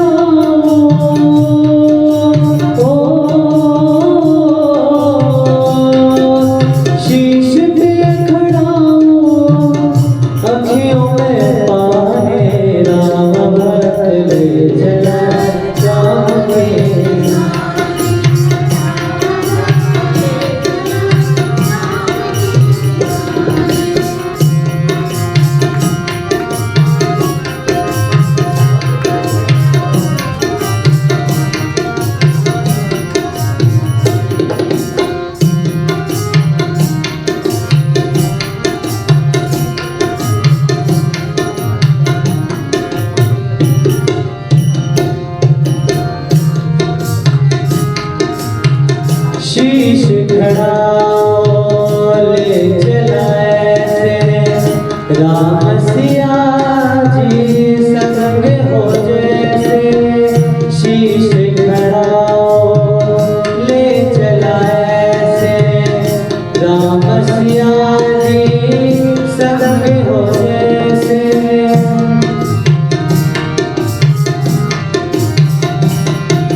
राम भक्त ले चला रे राम के निशाने, निशाने राम भक्त ले चला राम के निशाने। पल पल दिन बीते ऐसे 14 वर्ष कटेंगे कैसे।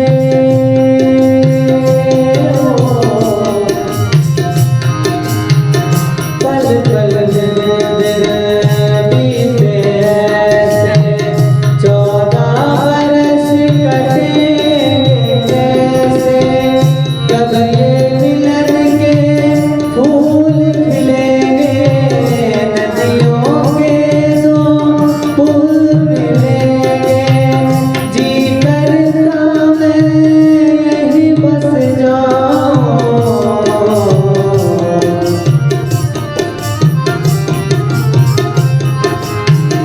जी करता मैं यहीं बस जाऊं। मिल मिल 14 वर्ष बिताऊं।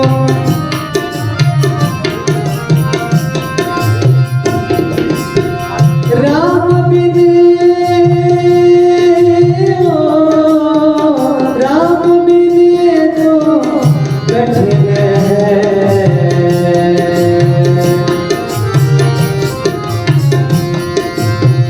राम बिन तो कठिन है।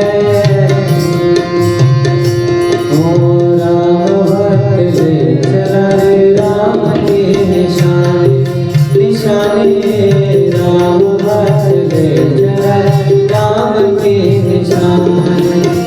शीश खड़ा हो, शीश खड़ा हो,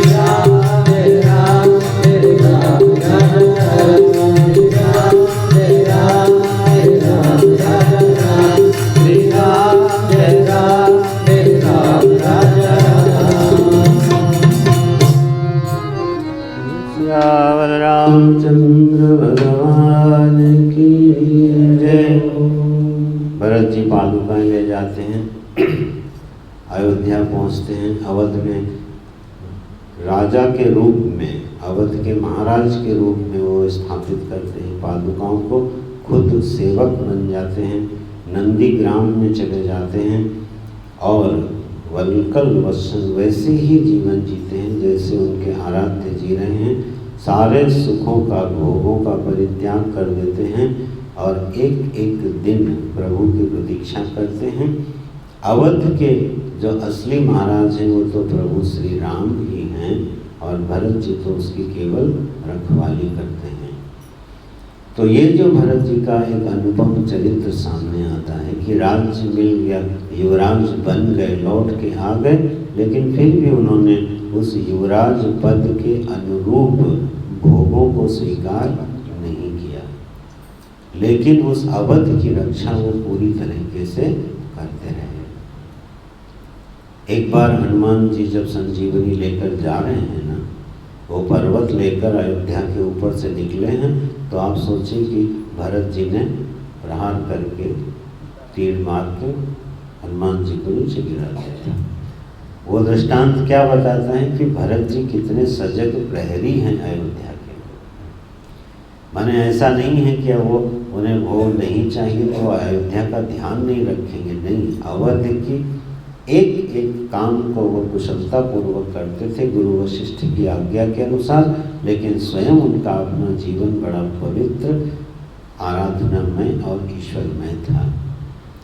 यही जीवन शैली अगर हम लोगों की हो तो बड़ा कल्याण करने वाली बनती है। जो भी संपत्ति है वो रघुपति की है, जो कुछ भी मिला है वो प्रभु से मिला है, जो भी वैभव ऐश्वर्य साम्राज्य कुछ मिलता है वो ईश्वर की कृपा से मिलता है। हम लोग उसके रखवाले हैं, समष्टि हित में हमें उसकी रक्षा करनी है, प्रसाद रूप में हमको उसका भोग करना है, सेवन करना है। इस तरह महाराज भरत अयोध्या का शासन नहीं देखभाल करते रहे। हमारे गुरु जी बोलते थे जो ट्रस्टी होता है ना वो भरत की तरह होना चाहिए। जो ट्रस्ट बनता है आश्रमों में, सो बोलते थे we are the trustee not the owner. इस ट्रस्ट के ट्रस्टी गुरुदेव हैं, मालिक गुरुदेव हैं, हम लोग क्या हैं, ट्रस्टी हैं, रखवाले हैं, ओनर नहीं है। ट्रस्टी को कभी ये भ्रम नहीं होना चाहिए कि वो ट्रस्ट का मालिक है, वो हमेशा रखवाला रहता है। ये बिल्कुल भरत जी के जीवन में दिखता है कि मानो उस अवध के वो ट्रस्टी बन के रहे। भले कोई ट्रस्टी बने तो उसको भरत जी का चरित्र अनुकरण करना चाहिए। सब संपत्ति रघुपति के ही। इस तरह भरत जी का सुंदर चरित्र है। तो सिया राम प्रेम पीयूष पूरन हो तु जन्म न भरत को, मुनि मन अगम जम नियम समगम समृत आचरत हो, दुख दाह दारिद्र भूषण सुरस अपहरत हो, कलिकाल तुलसी से सठन राम सन्मुख करत हो। यह अध्याकांड का आखिरी दोहा है। चलो एक बार दोबारा से पढ़ लो, कुछ लोग बोल रहे हैं। सिया राम प्रेम पीयूष पूरन होत जन्म न भरत को, मुनि मन अगम जग नियम समृत आचरत हो, दुख दाह दारिद्र दंभ दूषण सुजस दिस अपहरत को, कलिकाल तुलसी से सठनी है राम सन्मुख करत हो। भरत चरित करिने तुलसी जो सादर सुनहि, सिया राम पद प्रेम अवसि होई भव रस मिरति। सीताराम जी के प्रेम अमृत का जो ये को पान करता है। अगर भरत का जन्म नहीं होता तो प्रभु श्री राम की इस भक्त वत्सलता को, प्रेम वत्सलता को कौन प्रकट करता? इस दुख, दरिद्रता को, दंभ को, पाखंड को कौन नष्ट करता? और इस कलिकाल में तुलसीदास जी जैसे सठ को प्रभु राम के सन्मुख कौन करता? अगर भरत का जन्म नहीं हुआ होता तो प्रभु श्री राम के प्रेम का प्राकट्य नहीं हुआ होता, तो हमने स्मरण नहीं किया होता, तो जो सठ हैं, जो मूर्ख हैं, जो जड़ अज्ञानी हम विषयी लोग हैं, उनको प्रभु राम के सन्मुख कौन करता? ऐसे भरत जी को याद करते हैं। तो भरत चरित्र कर नेम तुलसी जो सादर्श नहीं। फलश्रुति बताते हैं कि भरत जी का चरित्र जो आदर सहित सुनता है, श्रद्धा और प्रेम से सुनता है, तो सीय राम पद प्रेम, उसको सीताराम जी के चरणों में प्रेम की प्राप्ति होती है और अवश्य हो ये भव रस विरति, निश्चित रूप से उसको संसार के रस से वैराग्य हो जाता है। इसलिए भरत जी का ये प्रेम में चरित्र बार बार पढ़ना चाहिए, बार बार सुनना चाहिए, जिससे कि वह दिव्य प्रेमांकुरण हम लोगों के हृदय में भी होवे और यह फलश्रुति हमारे जीवन में आवे। यहाँ अयोध्या कांड की समाप्ति होती है। हम लोग आरती करेंगे और कल अरण्य कांड में प्रवेश करेंगे। राम राम राम जय कोदंड राम, राम राम राम जय कोदंड राम, राम राम राम जय कोदंड राम, राम राम जय कोदंड राम,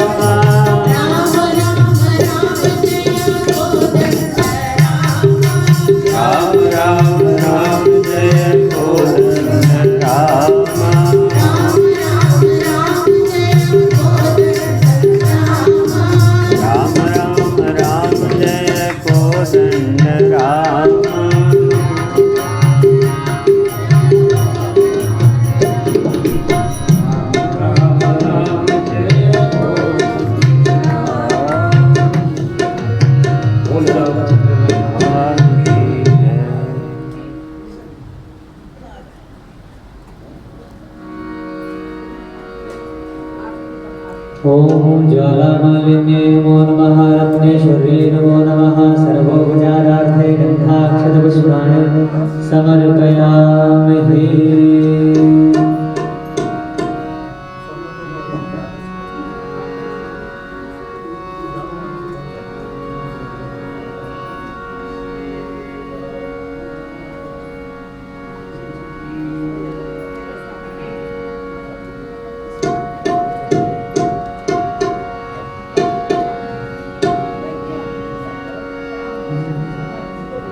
आरति श्री नारायण जी कीरति हरित शिरति, आरति श्री नारायण जी कीरति हरित शिरति,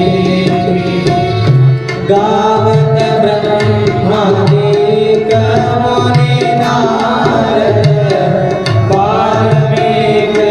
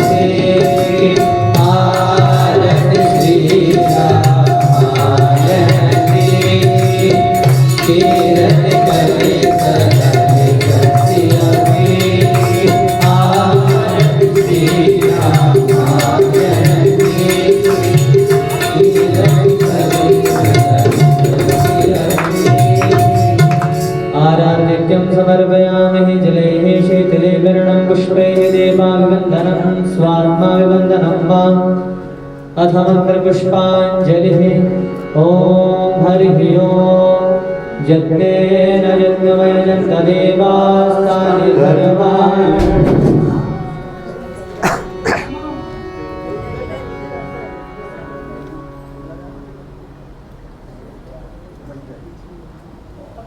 क्या कर ठीक है। यज्ञेन यज्ञमयं तदेवास्तानि धर्माणि प्रथमान्यासन्न तेहनाकं महिमानः सदन्त यत्र पूर्वे साध्याः सन्ति देवाः।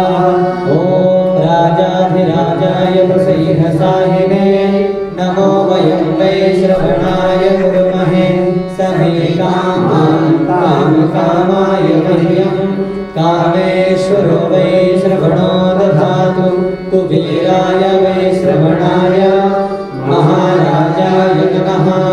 ॐ योपां पुष्पं वेद पुष्पवान् प्रजावान् पशुमान् भवति चन्द्रमा वापां पुष्पं पुष्पवान् प्रजावान् पशुमान् भवति यहेवं वेद योपामायतनं वेद आयतनवान् भवति। ॐ हरिः ॐ। नानासुगन्धपुष्पाणि यथा कालोद्भवानि च पुष्पाञ्जलिर्मया दत्तं गृहाण परमेश्वर। दिव्यमन्त्रपुष्पाञ्जलिं समर्पयामि। त्वमेव माता च पिता त्वमेव त्वमेव बन्धुश्च सखा त्वमेव त्वमेव विद्या द्रविणान् त्वमेव त्वमेव सर्वं मम देव देव।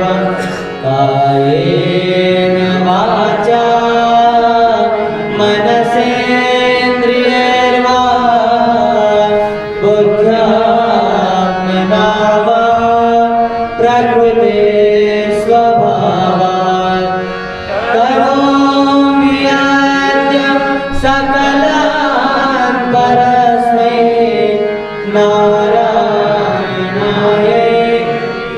समर्पयामि। नारायणायेति समर्पयामि।